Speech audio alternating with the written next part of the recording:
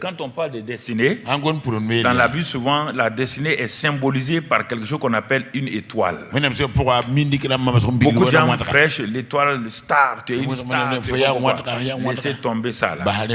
Si ces stars-là, dans le monde là, il y a plus de grandes stars que les chrétiens. Bon, si c'est faux, si vous ne croyez pas que les stars de ce monde-là sont plus connus que la plupart des chrétiens, allez-y, ouvrez votre, je sais pas moi, là où les gens vous regardent là, sur Facebook ou bien sur YouTube, vous avez combien de personnes? 20 000 hein? Qui vous suivent, vous font quelque chose. Mais les stars de ce monde-là, c'est 3 millions, 130 millions. Si c'est star pour les stars, ils sont plus stars que toi. Toi, tu n'aimes pas starlet.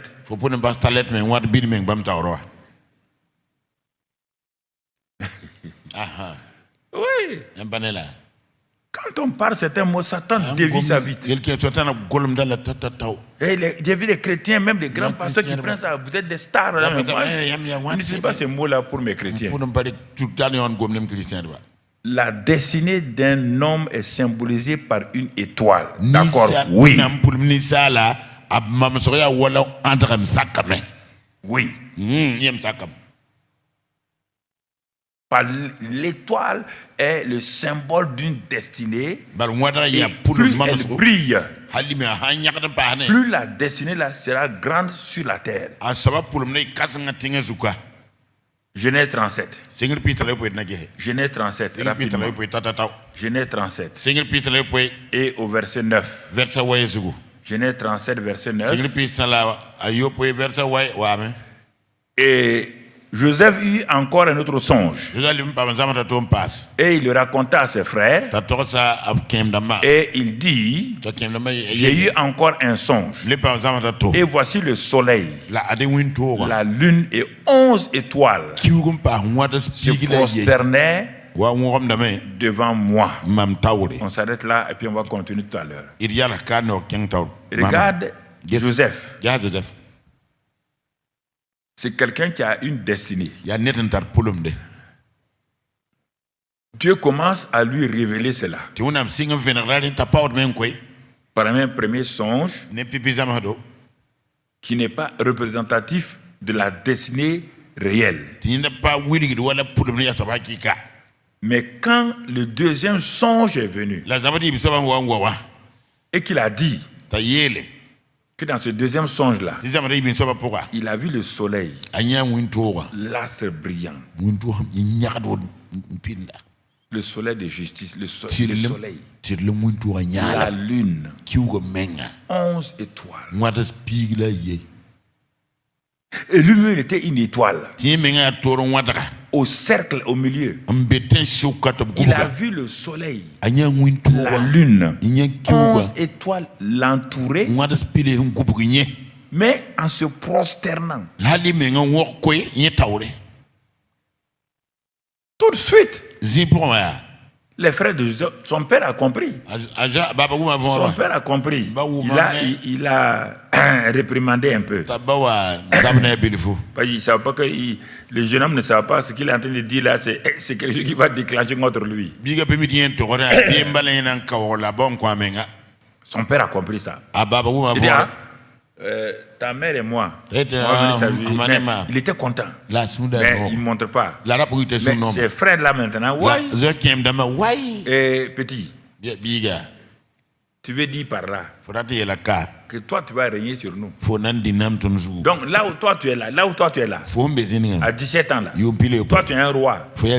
Joseph dit lui, c'est pas lui qui a fabriqué son rêve. Je ne fais que vous raconter le rêve que j'ai eu. Et il est dit qu'ils ont commencé à le haïr. Ils ont compris que ce petit-là a une destinée. Ils ont compris ça. Et regardez, la destinée a été manifestée. Mais pourquoi les frères là ont des destinées. Mais pourquoi, quand quelqu'un dit qu'il a une destinée, vous laissez votre destinée et vous êtes jaloux de la destinée de quelqu'un d'autre? Pourquoi?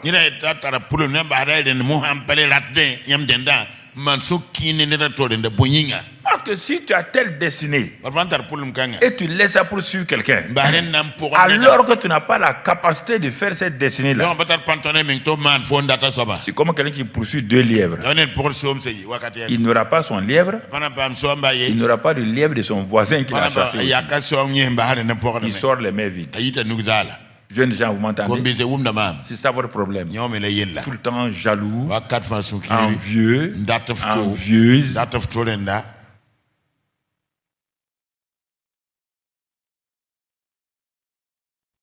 C'est ça le problème. Chacun d'entre eux. Ils auraient pu dire Joseph. Mais nous on va te suivre. Hein? Si toi tu seras, quand tu seras roi là, si nous, tu dis que tu nous as vus devant toi, donc nous aussi on est ministre. Si Joseph avait dit j'ai vu une étoile, et puis j'ai vu autre chose, ça ne les intéresse pas. Mais comme il a vu 11 étoiles, donc ces 11 étoiles là sont liées au fait, à la destinée de Joseph, oui ou non? À la fin, quand Joseph est devenu premier ministre, là, ils ne sont pas venus là-bas. Pharaon ne leur a pas donné un endroit où ils ont rien. Mais pourquoi ils l'ont fatigué? Jalousie, mesquinerie, envie. C'est ce qui fait que les chrétiens n'avancent pas. Tout le temps jaloux. Quand on parle de quelqu'un seulement, leur cœur fait gougou.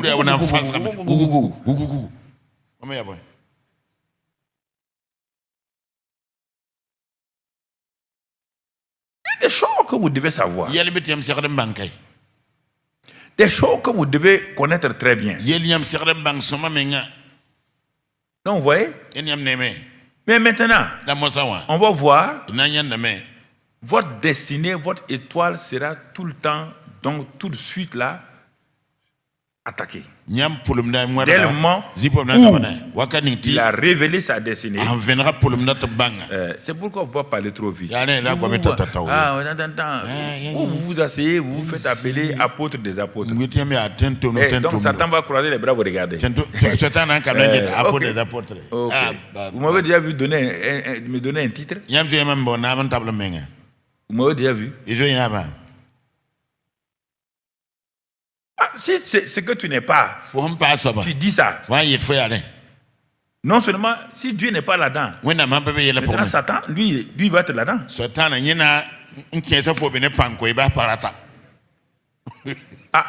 Lui il va être là-dedans. Comme ta grande bouche là dit que toi tu es apôtre des apôtres, il va t'apostoliser. Et tu vas comprendre si tu es apôtre ou pas. C'est pourquoi beaucoup de gens se proclament apôtres, prophètes, et ils ont des problèmes sur les côtés. Il a déclenché un feu. Ses propres frères sont devenus destructeurs. Ils l'ont pris pour... Tuons-le. Il y a des destructeurs, des meurtriers, des méchants qui veulent tuer votre destinée. Ils veulent tuer, en tuant votre destinée, ils vous tuent vous-même à petit feu. À petit feu.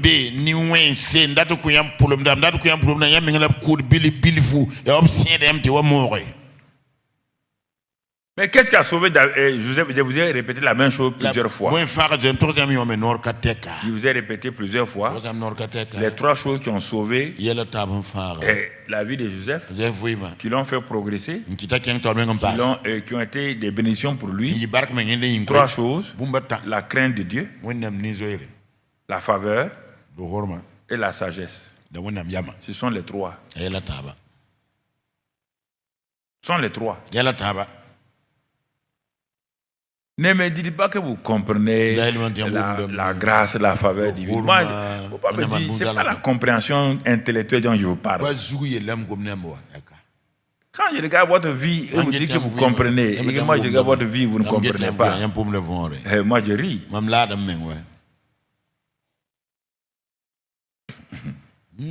C'est ça. Voici le vrai problème. 3 choses. On a vu ça pendant le mois de novembre, tout ça, on a vu ça longtemps. La crainte de Dieu, la sagesse, la faveur divine sont les 3 qui ont gardé l'étoile de Joseph. Satan ne peut rien contre ces 3 choses. C'est pas l'onction. Satan a fait tomber Samson loin. C'est l'onction là. Il a fait tomber des gens qui ont de l'onction pleine. Satan ne peut jamais faire tomber quelqu'un qui craint Dieu. Quelqu'un qui a la sagesse. Quelqu'un qui vit dans la faveur, conscient de la faveur divine. Jamais. Gardez ça très bien en vous. Si vous ne gardez pas ça en vous là, il va vous écraser.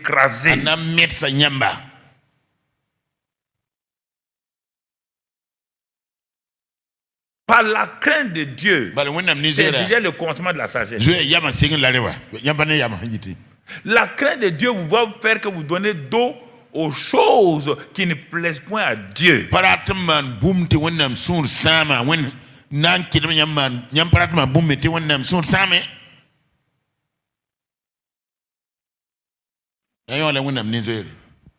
Donc, tu comprends?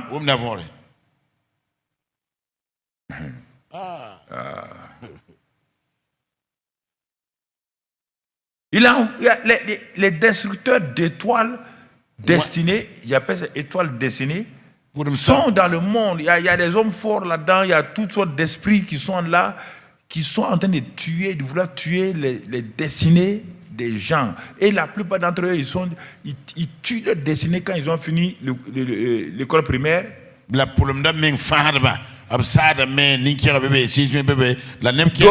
ils sont arrivés au collège, lycée, paf, il a tué leur destinée. Quelqu'un au collège, lycée, paf, d'autres, avant qu'ils quittent l'université, il a tué leur destinée. Et le peu de gens qui arrivent à entrer dans le christianisme, ils rentrent là-dedans parce qu'on leur a dit que ici, si on vient ici, on prie seulement, tu auras ceci, tu auras cela. Et aussi, ils ne comprennent pas, ils rentrent là-dedans sans comprendre qu'est-ce que la crainte de Dieu.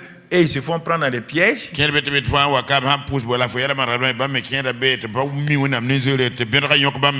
Est-ce que vous comprenez?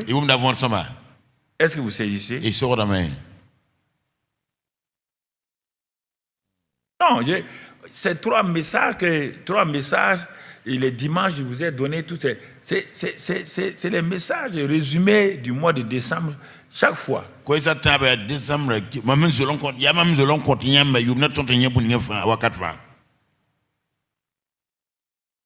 que toi tu vois, tu fasses le bilan de ta vie.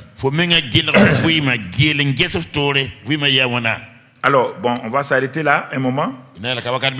Alors, tu vas dire avec moi, si tu as compris cela déjà, la destinée là, donc les destructeurs de destinée, ils sont là toujours pour te poursuivant. Tu vas dire avec moi, ceci que tu vas dire, merci Seigneur de m'avoir créé pour être une étoile dans mon domaine. Alors, toutes les manœuvres maléfiques, toutes les manœuvres sataniques contre moi, contre mon étoile, sont détruites et dispersées maintenant au nom de Christ Jésus. Toutes tes manœuvres sont détruites dans le nom de Christ Jésus. Que tout être spirituel ou humain assigné par Satan ou les hommes contre mon étoile, ma destinée, sont réduits à néant par le feu du Saint-Esprit. Si vous avez été assigné par Satan pour détruire ma destinée, le feu du Saint-Esprit est contre vous maintenant. Le feu du Saint-Esprit réduit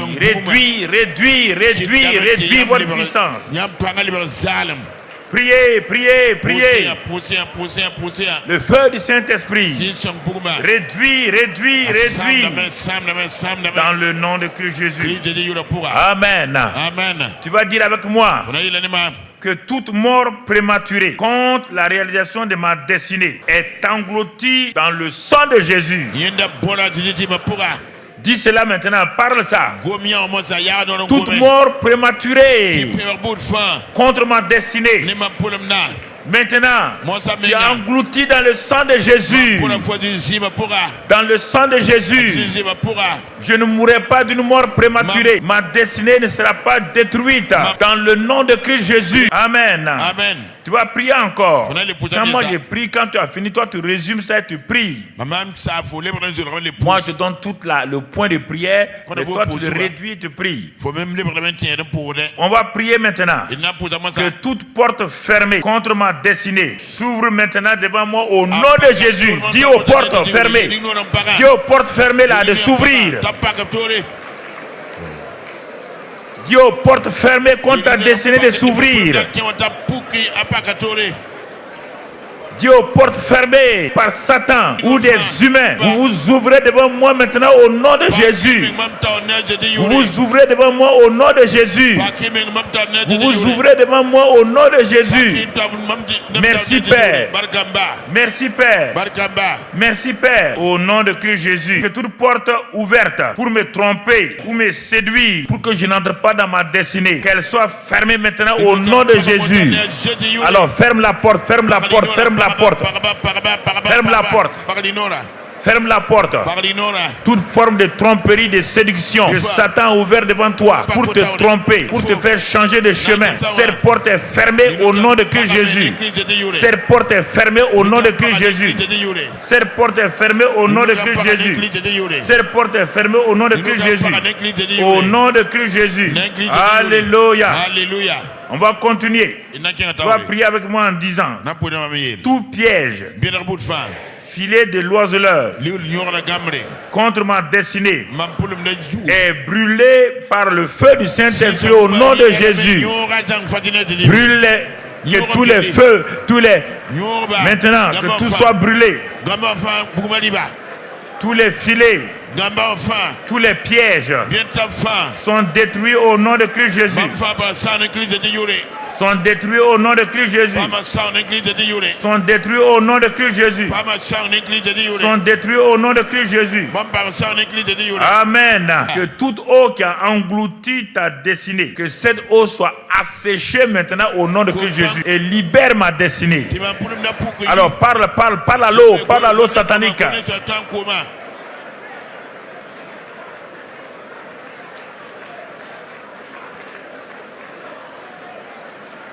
Merci Seigneur. Merci Seigneur. Merci Seigneur. Merci Seigneur. Merci Seigneur. Au nom de Christ Jésus, remercie le Père. Merci de ce que tu as accompli. Tu as accompli la portion de ma destinée jusque maintenant. Merci Père. Merci pour cela. Je te bénis, je te loue. Au nom de Christ Jésus. Amen. Amen. Assois-toi. Nous allons progresser. On a vu l'étoile de Joseph, on va voir l'étoile de Jésus-Christ. J'ai pris ces deux-là.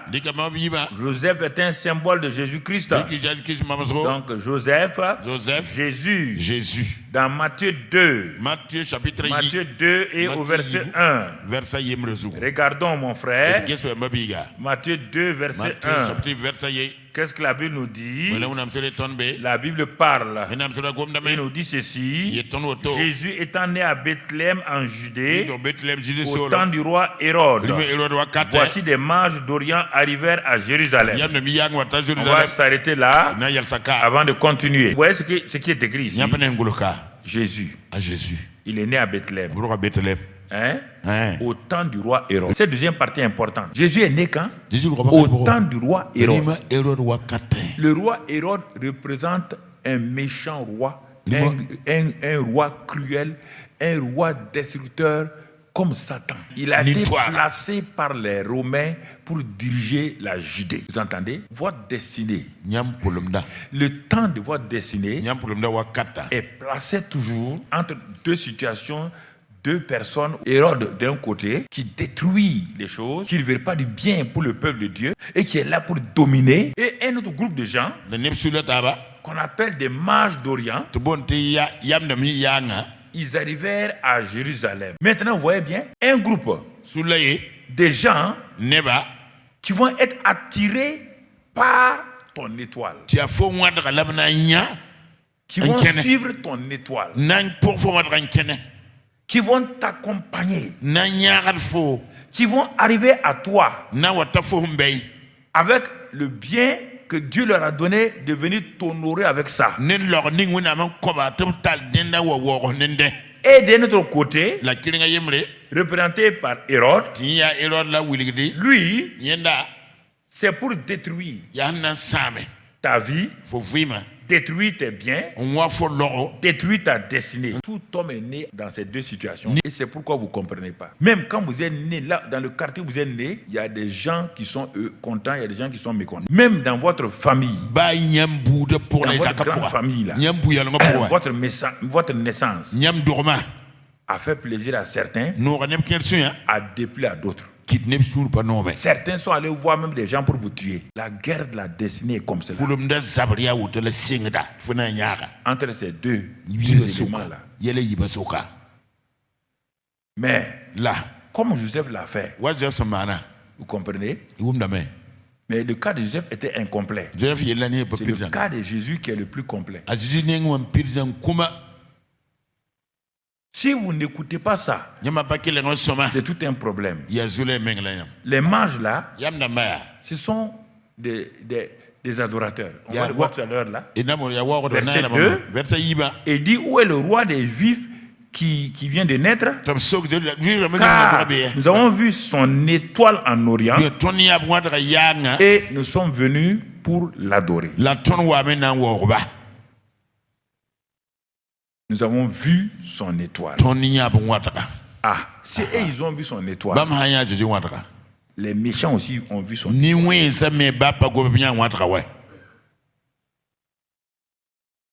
Vous comprenez? On parle de qui ici? De Jésus. J'ai commencé par Joseph parce qu'il commençait par Jésus.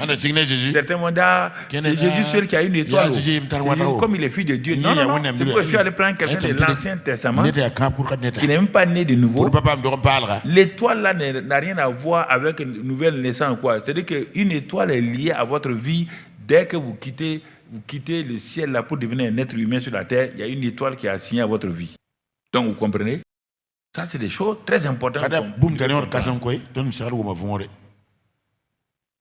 C'est pourquoi le monde satanique, là, on dit on va attraper son étoile. On va prendre son étoile, mettre dans un sac. C'est pourquoi tous ceux qui font la magie fétichisme, c'est ça qu'ils sont en train de chercher. On va prendre son truc, mettre ici. Est-ce que tu as sa photo? Tu as sa photo.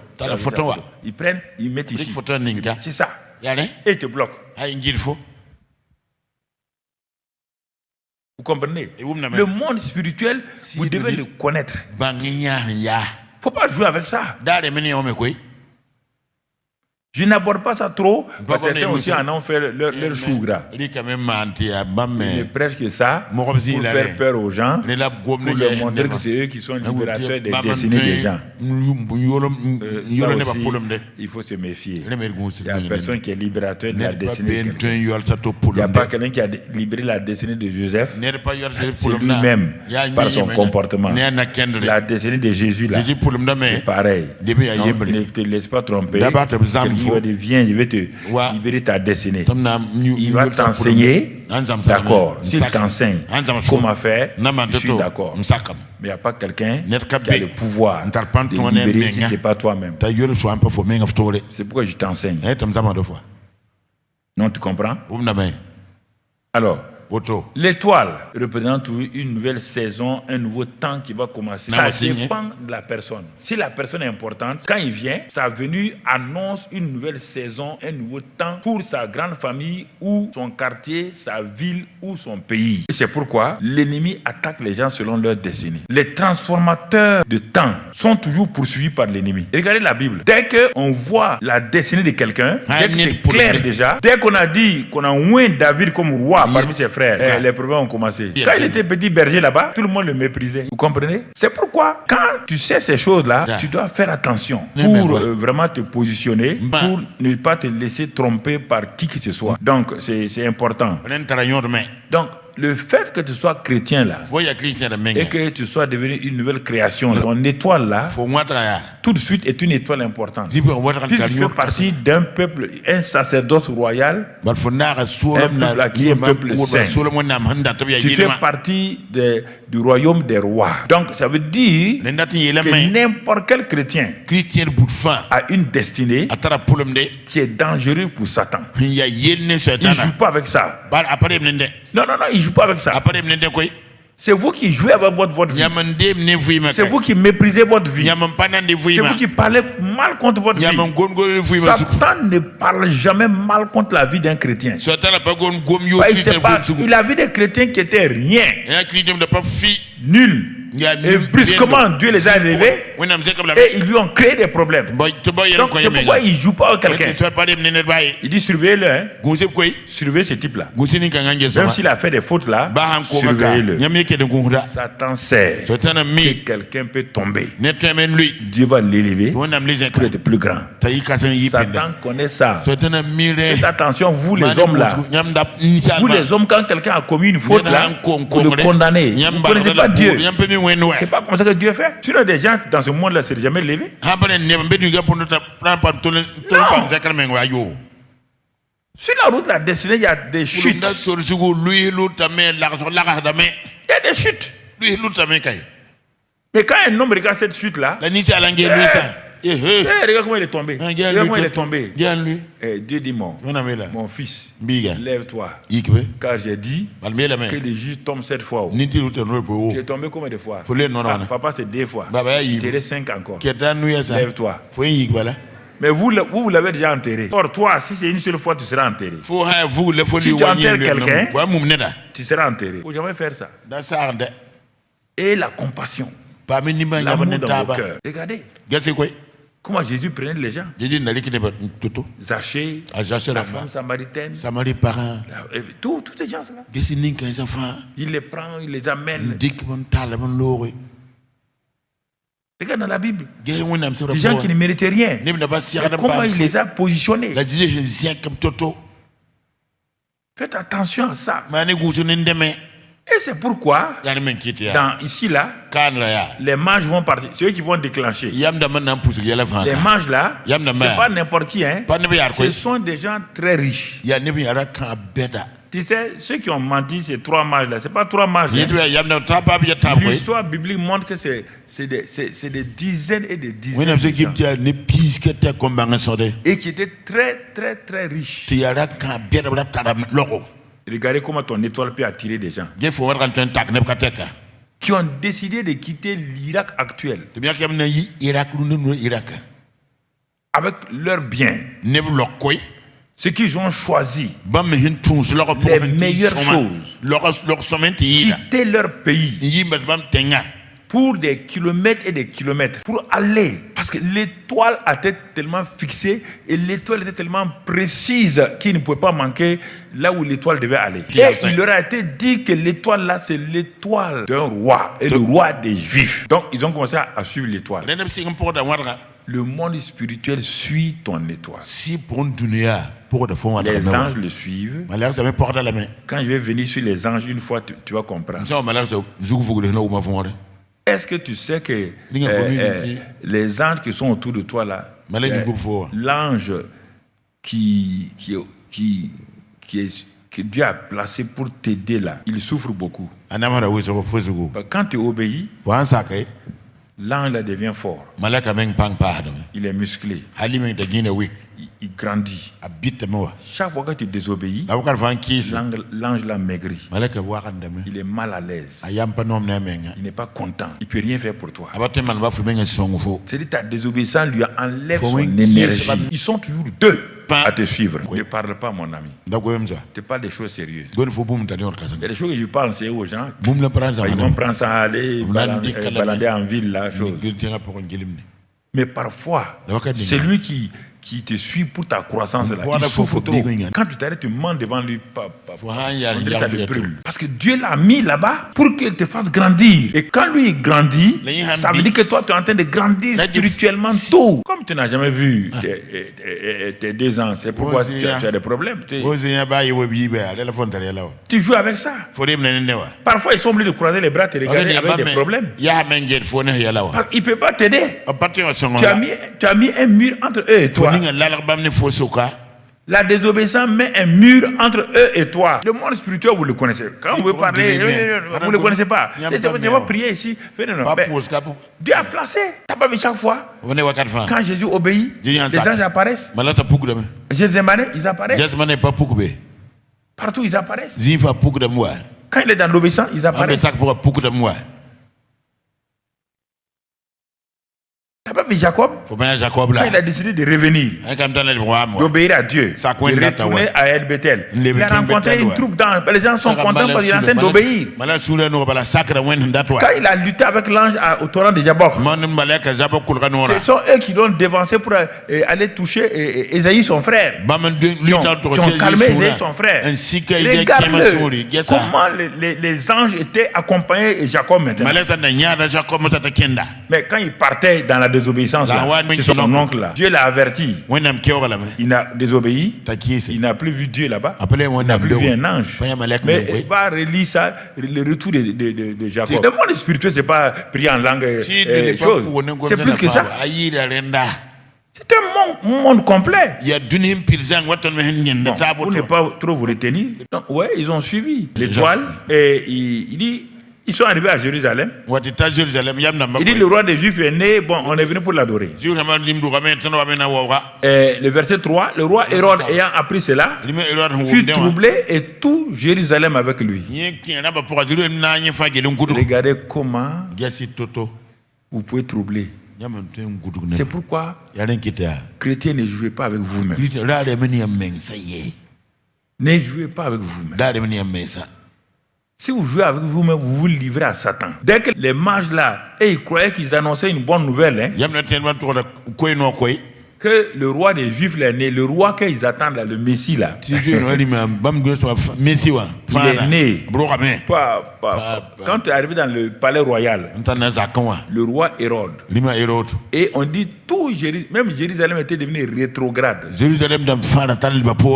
Il n'attendait plus ça. C'est pourquoi Dieu est parti prendre des païens. Jérusalem n'attendait pas le Messie. Jérusalem est troublé, pourquoi?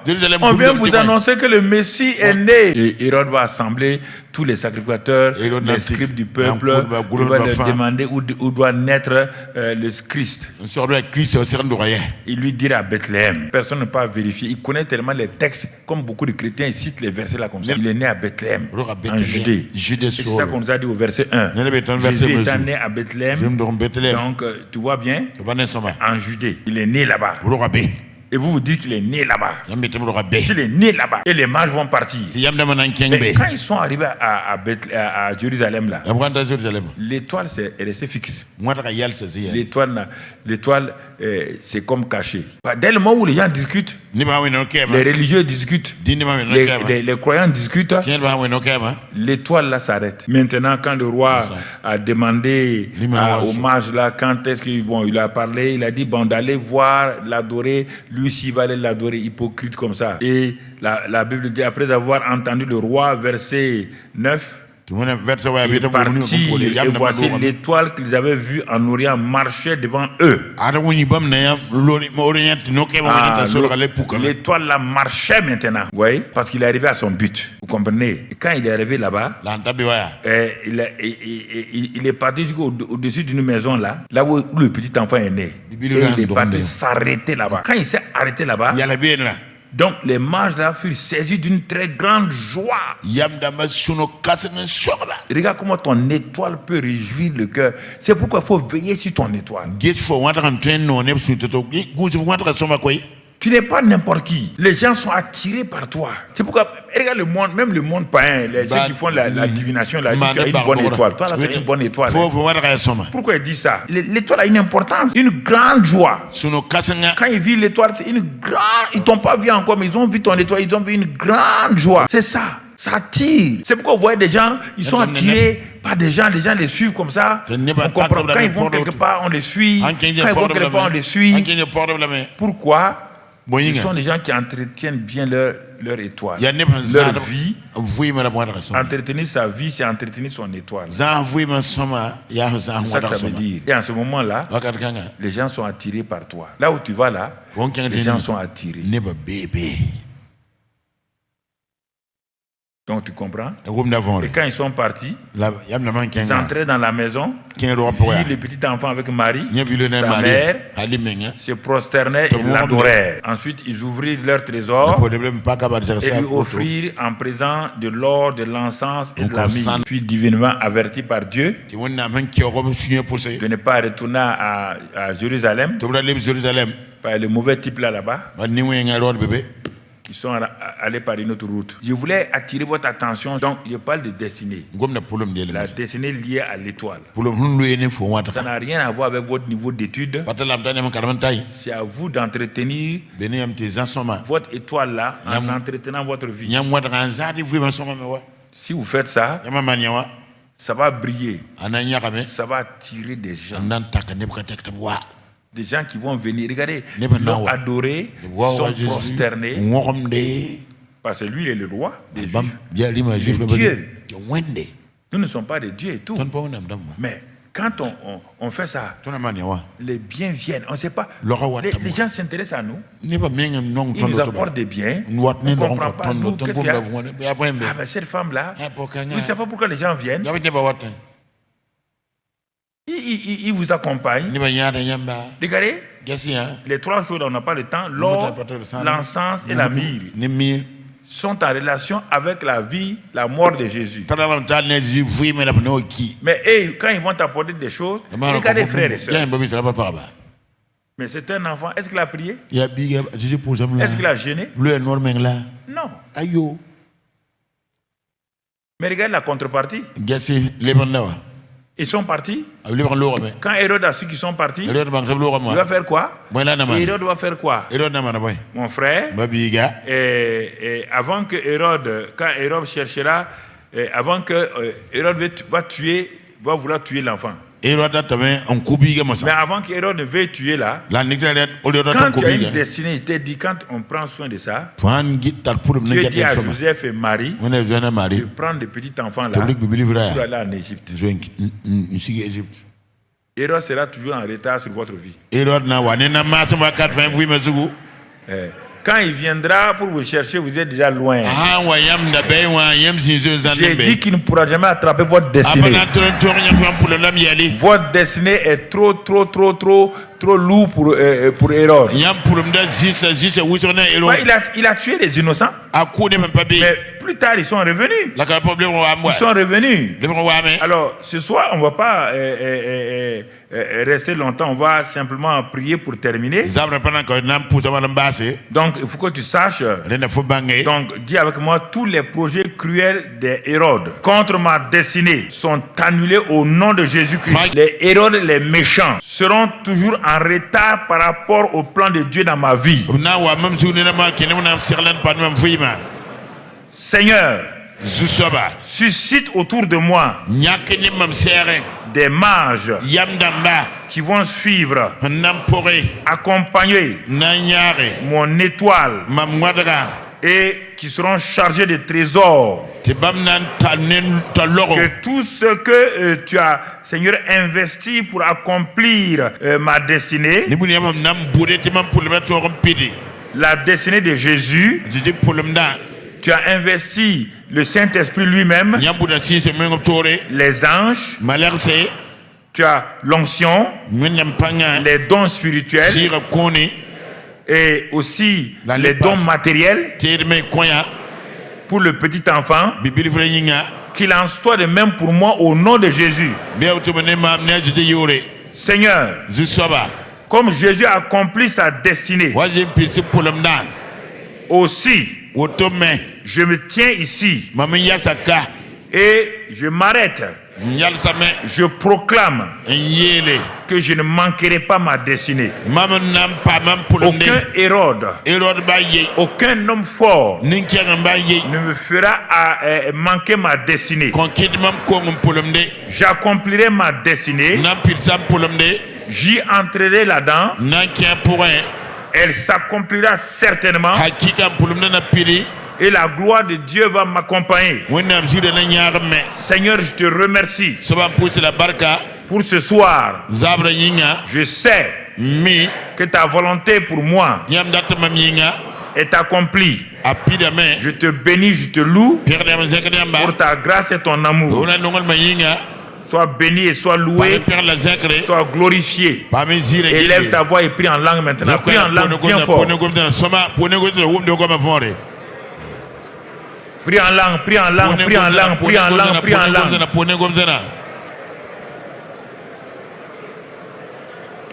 Prie en langue.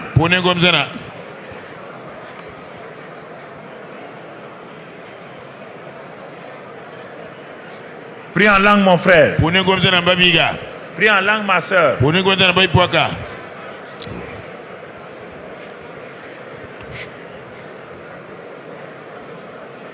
Rends grâce à Dieu.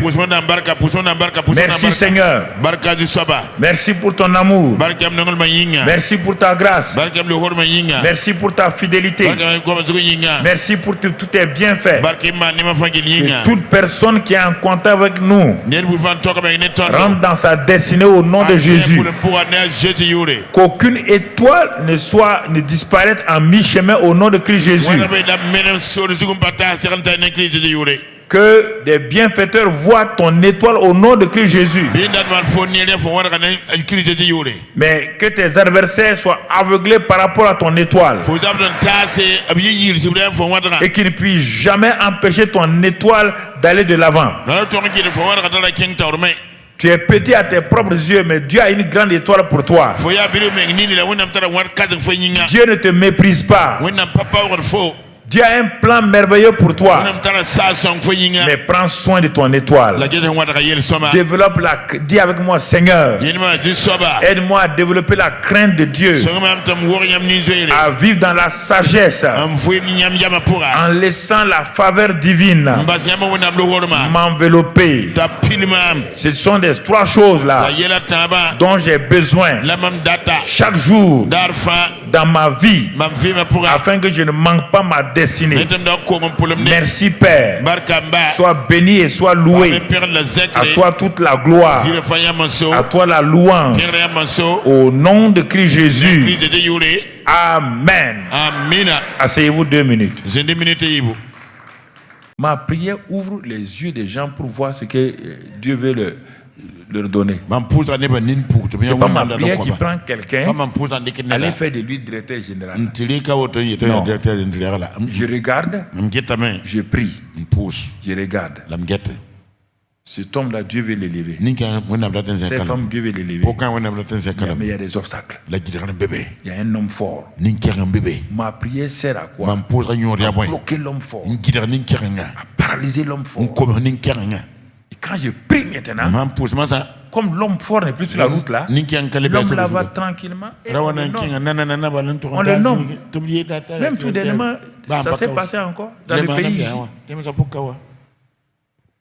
Dans ce pays là, il n'y a même pas 3 semaines. C'est comme ça que j'ai fait. Ça s'est passé. Tout le monde le voit. Il y a plein de choses comme ça. Viens, Dieu va t'élever toi. Tu seras patron ici. Mais voilà ça. On a enlevé. Ça s'est passé. Qui a pu empêcher? Personne n'a pu empêcher. C'est comme ça que j'agis. Dieu m'a donné ce pouvoir. Ça, il ne faut pas applaudir. Non. Je peux changer ta vie. Si Dieu m'a parlé là, que toi là, tu seras ministre là, personne ne va t'empêcher. Mais je regarde ton cœur. Si c'est pour bouffer, je dis, voilà, Seigneur, il faut faut le laisser d'abord, il n'est pas mis. Tu ne vas gâter notre nom ici. Amen. Amen. Allez-y en paix. Que le Seigneur vous bénisse.